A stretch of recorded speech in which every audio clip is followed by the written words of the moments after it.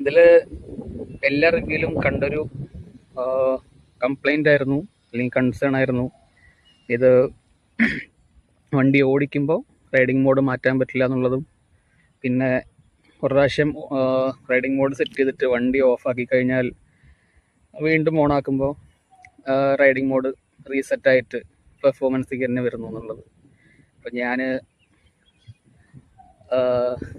വണ്ടി എടുത്തിട്ട് ഇത്രയും കാലം കണ്ടുപിടിച്ചില്ല. ഇപ്പോൾ അതിന് ഒരു ചെറിയ സൊല്യൂഷൻ പോലെ കിട്ടിയിട്ടുണ്ട്. അതെന്താണെന്ന് വെച്ചാൽ, നമ്മൾ ഏത് മോഡിലാണോ ഇട്ടിട്ട് വണ്ടി ഓടിച്ചിട്ട് ഓഫ് ചെയ്തത്, അതേ മോഡ് തന്നെ പിന്നീട് സ്റ്റാർട്ടാക്കുമ്പോൾ അതേ മോഡിൽ തന്നെ വണ്ടി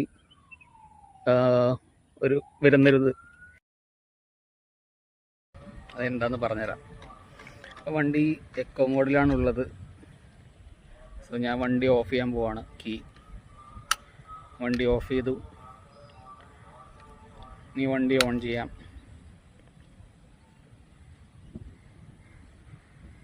ഇതേ വണ്ടി എക്കോ മോഡിൽ തന്നെയാണ്, പെർഫോമൻസ് മോഡിലല്ല.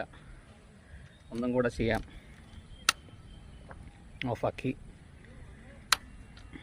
ഓണാക്കി. ഇതാ വണ്ടി എക്കോ മോഡിൽ തന്നെയാണ്.